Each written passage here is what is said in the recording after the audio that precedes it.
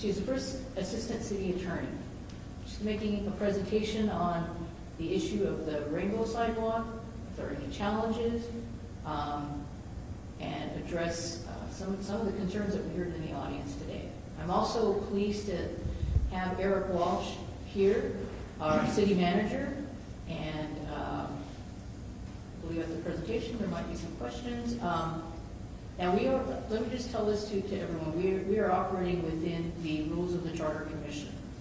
So the presentation will be made and the committee will be able to ask questions. The public comment section is, that's now closed, so there can't be a back and forth. But you know who we are. We welcome this back and forth. But as a formal commission, we need to operate within those guidelines.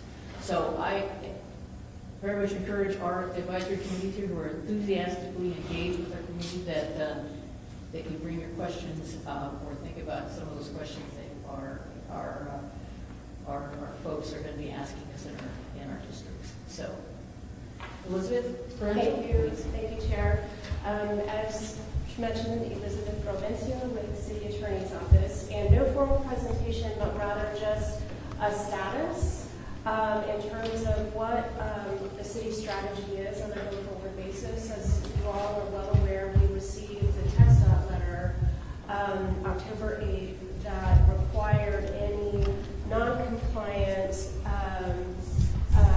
traffic signals or devices, or rather markings, to come into compliance within 30 days, or we risk our partnerships with TxDOT on various projects, in addition to state funding for transportation dollars. And within that letter, there is a provision that provides for an exemption process. And the exemption process is effectively if you state a compelling reason and safety concerns or safety data related to the exemption, that those would be considerations. And so that is what we recommended that we proceed to do, and that is the process we're following right now, is to seek an exemption specifically for the crosswalks on North Main Street. And so we will be sending that to TxDOT. The safety data shows that it is safer with those markings than it had in its, we have 3-year history prior to that, prior to when the rainbow sidewalks were installed. And so we want to be able to present the data that shows that safety first for us also. I mean, that is a shared interest that we have, is safety. The letter was premised on safety. And so we want to be able to highlight that our experience at that specific intersection since the installation of the crosswalks is that it appears to have increased the safety of that intersection. And so that will be the path forward for us in terms of seeking an exemption. Concurrently, the manager charged us all with also exploring other options. What might be done in parks? What could be done in murals? What do we have potentially with banners or other places to be able to highlight the importance for us?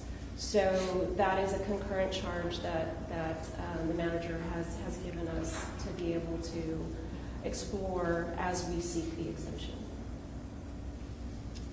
So, manager, I don't know if you had anything you felt. I'll just add a couple of things. Chair, thank you. I thought it was important to be here today to listen to the conversation, have open lines of communication, and then as Liz mentioned, talk about the coordinated input. And so just wanted to be here to listen in on your conversation. Liz outlined what we're doing right now, and I'm happy to answer any questions as you all discuss, but thank you for having us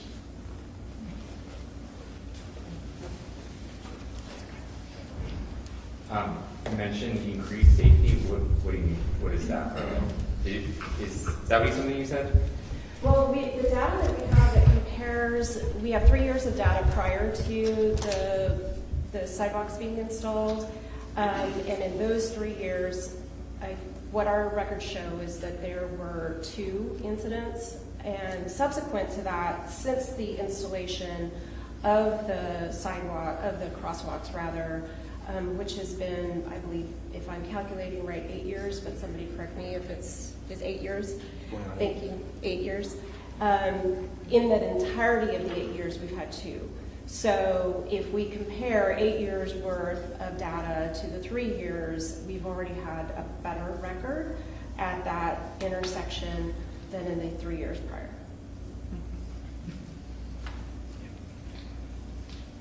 I was wondering, what is the extent of the funding that can be withheld from the city for non-compliance? I'm wondering, is this funding particularly for the non-compliant road, or is it all funding? We understand this to be all funding. And the partnership also with TechStop and various projects that we're encouraging. And is that funding to include future funding? And is it just for that area, or what exactly is? Yes, sir. It's not specifically tied to that area. And presumably, as long as they deem us not in non-compliance, then that would continue to make us ineligible for the funding. Sorry, go ahead. So this is not I'm not familiar with this area of law, but is there any protection or challenges that the city could make with regard to home rule, 1? And 2, any challenges that could be made because this crosswalk is in a historic district? So, Chair, to the extent that we would want to talk about challenges, we certainly would prefer that in executive session, but we will highlight that this is a significantly historic cultural district for us. To your knowledge, what other installations are non-compliant? This is the only one as far as we know. Fascinating. Another question about funding. You said there's a request for an exemption. Is funding withheld during that exemption period? And then suppose the state finds us in non-compliance for some period of time, and then we become compliant. Does funding come back, or can they still withhold it? Well, presumably we would come to, there should be some period that we have the ability to be able to work on becoming compliant. I wouldn't imagine they would give us the opportunity to seek an exemption and let us know the result of that with adverse consequences. So presumably we should be in a status quo, which is we're good right now, and then we would determine next steps based on what they tell us in response to our exemption.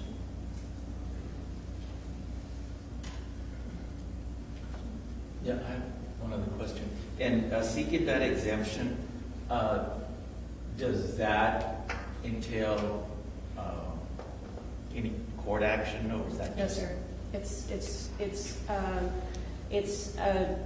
We are putting a letter together that would outline the rationale that meets the criteria in their letter, and we would be submitting it directly to them without having to go through a court. Is that a possibility, though? If, say, for example, they come back and tell us they're crazy, I mean, is that something that we should be talking about? Is it something that you can share with us? Well, we think the exemption is the preferred route at this point because it is a path forward that they have provided in the letter. We will, as Eric charged us with, continue to look at options during the period that we seek the exemption.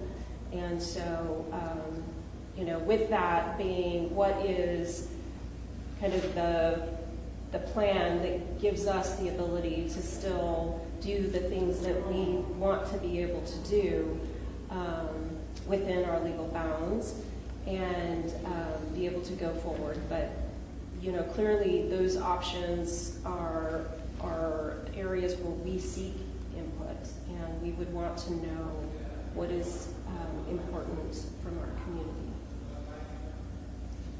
What's the approximate time frame? We have 30 days to submit our letter from the October 8th time of receipt. So we will be submitting it in short order. I have a question. So if it's just a rainbow crosswalk that's being targeted, are there other areas in the city, such as the MLK banner or other things that definitely should not go away, but are there other things that are in danger of being removed? And if not, then is there not a basis for discrimination against just our community? So we understand that that's the only area identified, and it's based on the actual color of the fact that it's got colors in the crosswalk.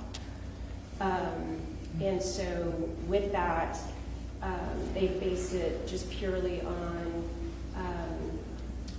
safety of using color in crosswalks.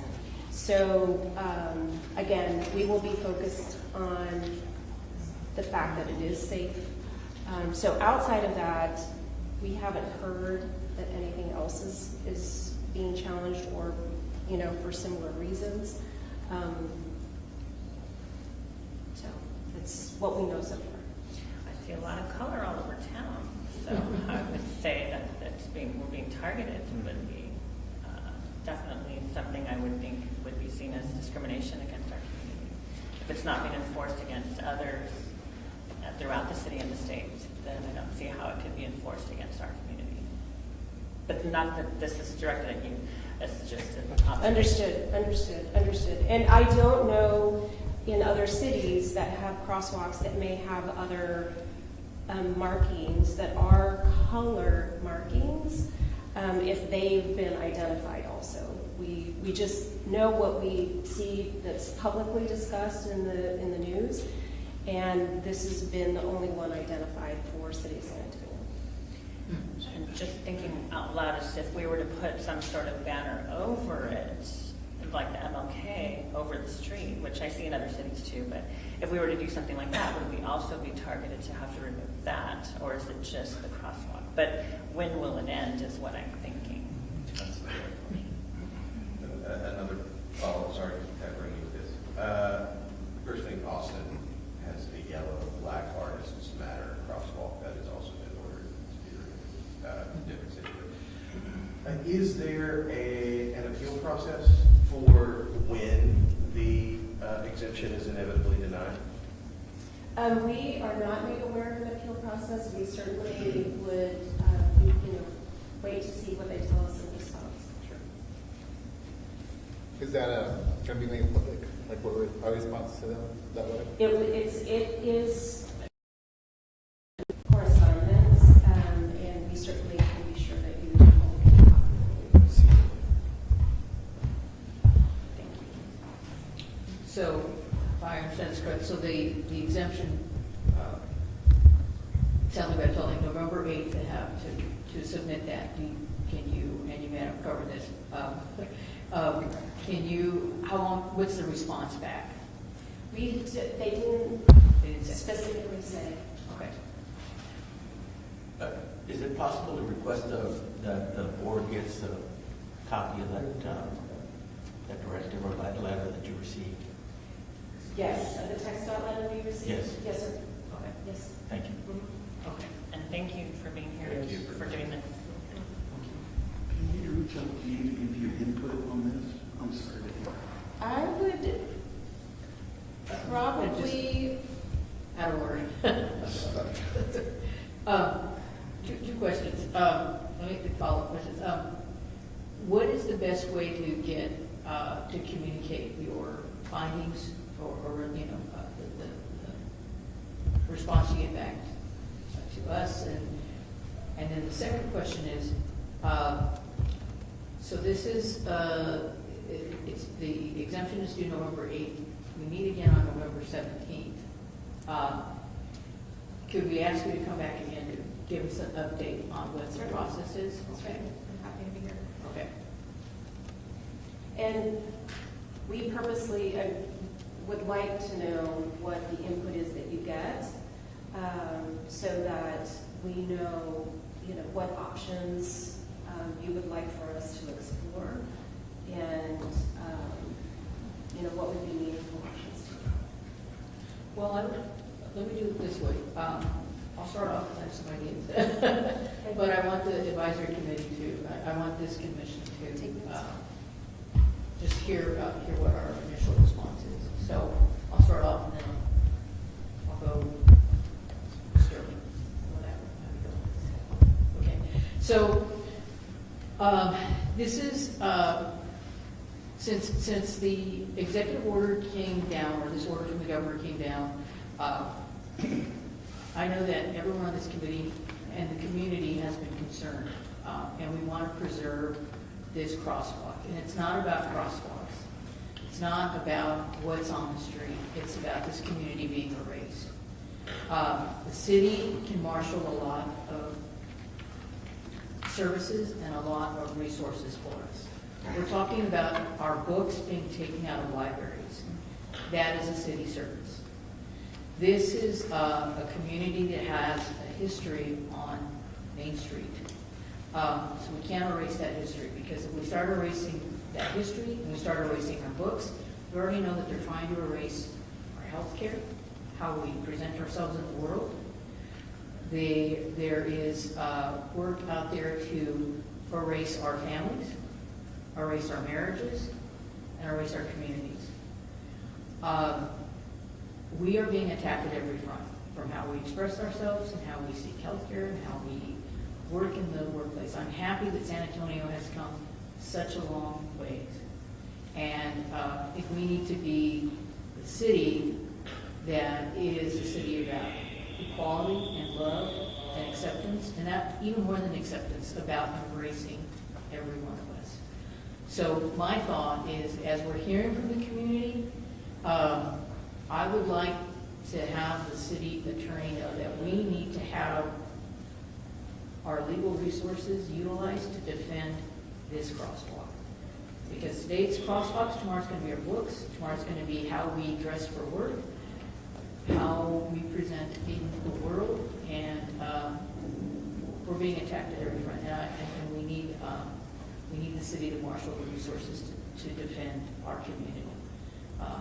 So that's my thought. So I'm looking to the city attorney, and I'm looking to the city manager, I'm looking to our mayor, to say no, to push back. This is our city, and how we work in the world, how we walk in the world needs to be protected. And we're going to keep fighting. And so that's what I would say to the city attorney and to our city manager and our city council.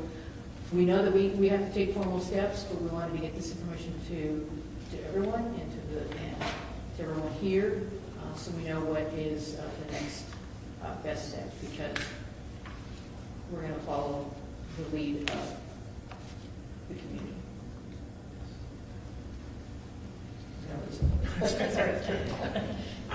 Well, you know, the original crosswalk had to do with the massacre of the Pulse disco and the people who were slaughtered there. But also the crosswalk for San Antonio is a celebration of our community. And I agree with you, Chairman. This will not stop. This is just the opening volley, and we can't just sit quietly while it goes on. And I would absolutely urge the city attorney to vigorously fight this, and the community to protest whatever, if the exemption is not accepted. So it's, yeah, it starts with this and then it goes to everything, so. We've already, violently criticized the trans community, now we're going after all of us, so. Please fight for this, thank you. I would urge you to take a good look at the faces in this room, because we are not alone.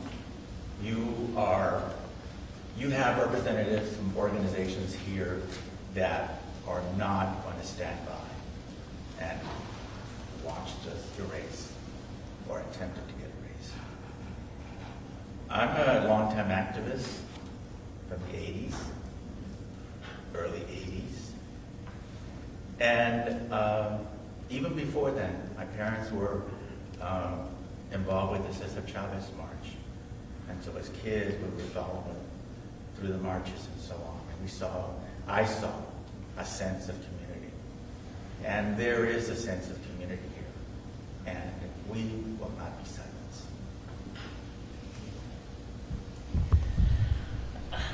This is very tough, but thank you for being here and for doing this. I hope that there's a plan B in the case that an exemption is not approved. I think that, this is against our civil rights. I think that the governor wants free speech, but not for the LGBT community, and that's not okay. On the LGBT strip in the past, before things had improved for a while, but before, people have been bashed, beaten, arrested, killed for who they are, and the rainbow crosswalk is a symbol of hope. And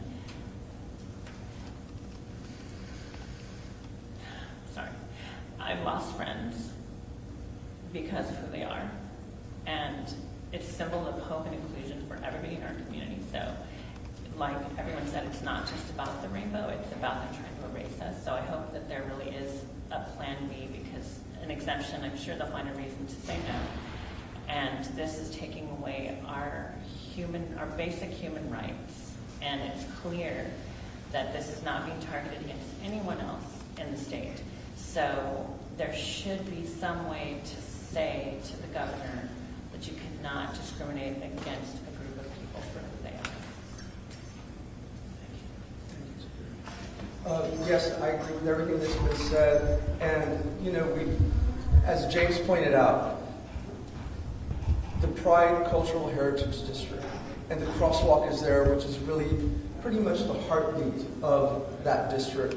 It stands for so much, and thank you for being a voice and joining with us in this fight, because it is a fight, and this is the time to be loud and not to be silenced by anything.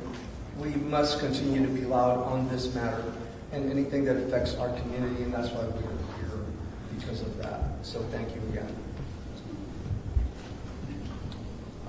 I definitely echo, thanking you both for coming. It means a lot to our community. Like many said, it's not just a rainbow crosswalk. It's our culture. It's our pride. It's our history. I was born in a city where it wasn't safe to be gay, and I can speak from my heart that San Antonio, that we are a community. If you go out to the strip, any time of the day, any hour of the day, you'll see our community. We're family, and for many of us, that's our safe space. And it does hurt my heart to see that our next generation, we've come so far. I think we picked up the torch from all the fight that our community before, our generations before us have had. We've picked up that torch, and it's, we're showing the next generation that you guys keep going. So to have something like that erased and pushed back on, it hurts. And what worries me is where does it stop? First it's our rainbow crosswalk, and then what? It's the gay bars, it's the rainbow flags. It's going to be never ending. And after our community, who's next? Is it the MLK? It's just one thing after another. And so I appreciate that San Antonio, though it sounds like we're the last city to have this, that we're fighting, the only city probably sounds like that we're fighting, that we continue to fight to show the community that we're not just going to let them take our platform. Thank you all for being here.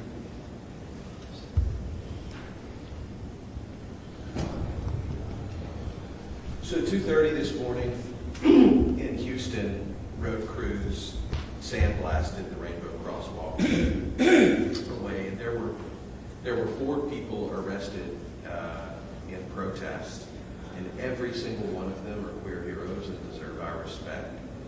So I'm not going to presume to lecture any of my colleagues here on their queer history. They know it well, but on June 28, 1969, when Marsha P. Johnson and the rest of the crowd of patrons at the Stonewall Inn were dragged out into the summer night by police with their dogs and their paddy wagons and their billy clubs, it was legal. They were abiding by the law. But those people fought back, and so must we on this. Of course, exhaust every option, but we must dissent against the endless wave of fascism that we are being assaulted with. We must dissent. I'm reminded of the words of the poet Dylan Thomas, who said, "Do not go gently into that good night. Rage, rage against the dying of the light." We must dissent. And I'm so grateful to be part of a city that has decided to fight back. So thank you.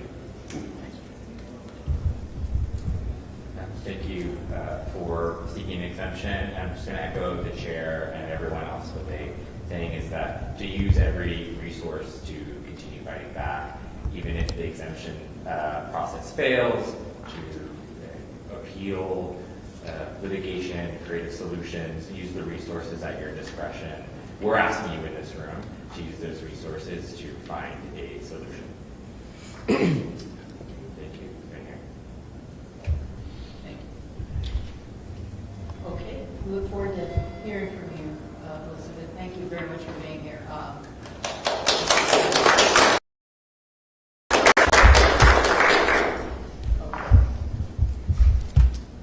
Next on the agenda, I'm going to take things a little bit out of order, and I'm going to hear from the Health and Wellbeing Committee, and I'm going to turn over to Ben with the proposed resolution. Okay. Thank you, Madam Chair. So if you were, for those of you who were here at the last meeting, I presented a draft resolution to recommend to City Council to formalize the city's position toward protecting the Rainbow Crosswalks. I want to take a point of personal privilege to thank 3 people in the room, the first of which you've heard from already, and that's James Poindexter and the folks at Pride San Antonio for all the work you've put into the installation and maintenance of those crosswalks. I also want to thank Councilwoman Carr and Cameron office for helping revise and give you the updated language on this resolution. And then finally, I need to thank Mario Leal, who texted me in the middle of the night one night and said, "What is the advisory council going to do about this?" And those words, of course, echoed in my mind, and they still echo in them today. But you have before you, hopefully, the updated language for this resolution, which I will leave to you to read, of course, but I just want to point you down to sections 1, 2, and 3, which I think bear reading out loud. And that is, it is the intent of this council to preserve and protect the many cultural streetscapes of our city, including the Rainbow Crosswalks at the intersection of North Main and East Evergreen, as vital elements of Pride Cultural Heritage District. These streetscapes serve as symbols of community pride, unity, and resilience, and shall not be removed, altered, or otherwise modified. I wish I could stop there. The City of San Antonio affirms its commitment to the LGBTQIA+ community, its heritage, contributions made by and for the community at large, and protections afforded to the pursuit of life, liberty, and happiness. And in Section 3, the City of San Antonio affirms its duty to act in alignment with community values and heritage and to safeguard cultural expression as a reflection of the city's identity. We have one job as this board, that is to advise. I hope you will join me in voting to advise City Council to take up this resolution.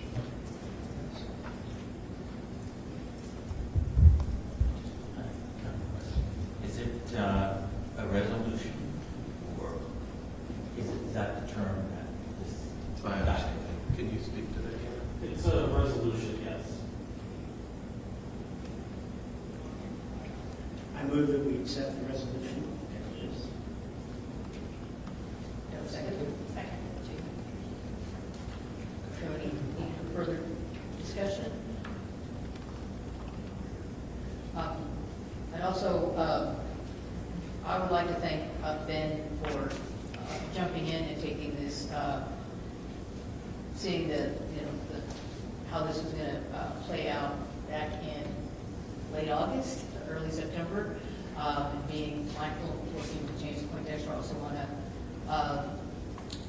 acknowledge Judge Rosie Speakman-Gonzalez, who is part of raising money for the original crosswalk. I see Luis Vasquez back here, who's also a community member, who was involved in getting folks out there, and everyone at this table. I know that I saw everyone out there at the crosswalk. I didn't, with the chalk, or washing it off, or calling, city council and saying, why is this crosswalk being torn up? Oh, there's a plumbing issue they got to take care of. So I want to thank the community and those individuals, James Poindexter, Philip Lucena, for being very, very engaged with this and taking the lead. So those are my comments with that. I enthusiastically support this. So any other comments? All right. All those in favor? Anyone not in favor? All right. It passes unanimously. Thank you. Sonia, I would ask that a copy of this resolution be sent to all our city council members as soon as possible. Thank you. Okay. Who is giving our report from the Government Affairs Committee? I think, is that you? Well, in Because general, most of them are on vacation. I mean, not on vacation, they're at work conferences. Our chair is not. Yes. our chair is away, but there was general discussion about this resolution, unanimously supported.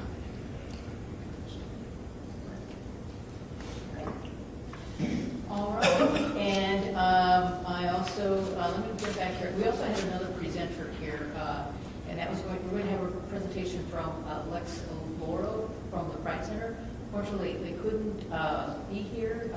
They had a conflict that came up, and they will be here next month to present on the work that they're doing. But very briefly, I'm going to turn it over to Christian to tell us about an upcoming event at the Pride Center. Yes, the Pride Center, I am the chair of the Pride Center, is having a brunch event, an awards brunch event, on November 9th, 11 to 1.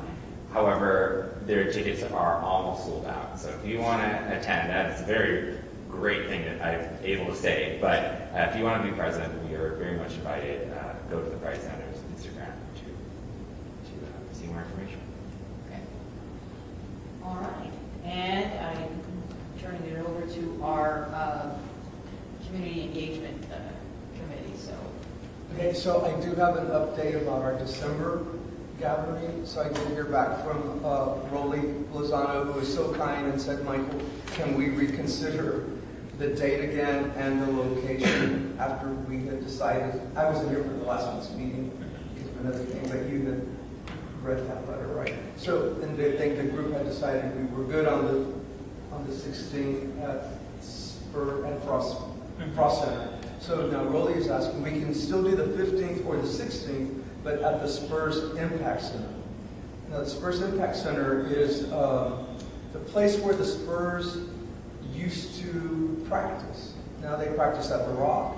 So the Spurs Impact Center is this big, wonderful facility that is available to nonprofit groups and groups like ours.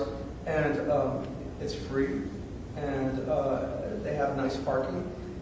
And it's like 2 big basketball courts that we can do our event in there. There's also a theater where we can maybe use that as well. And it's just a wonderful facility. Rolly said we could use that same time And we can either go back to our original date, which was the 15th, or the 16th. So we just have to decide on how we want to do that for our December meeting and next. Where's it located? It's near the medical center, 1 Spurs Lane, something like that. Mhm. Do you think it might be a little too large for the? Well, I don't know. We can play basketball. Yes, we'll have Christmas basketball. We could have some fun in there, but it might be. But we could downsize it in some way. You know, I mean, we could reconfigure rooms. Or if we get denied, we might have a big crowd, so that would be great. True too. I mean, it is open to the public. So. Wow. And we could also get someone from their, you know, they have the Legends and Legacies group. They have an LGBTQ plus, help me out, Mike, what is it?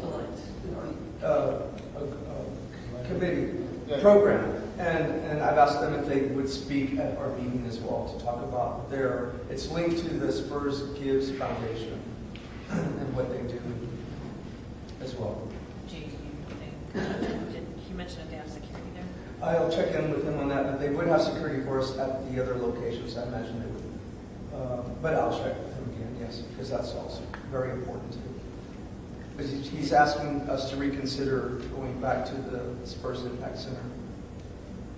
Is that, the Spurs Impact Center, is that where they have room for a party? Or is that where it's going to be for 100 people? Or It was going to be the original place, but then he suggested the Frost Center, which we thought was very cool, right? But the reason why he's asking us to reconsider is because the Spurs might have a pregame there, and it would happen like 2 days before our event, and it would be just really crazy for them.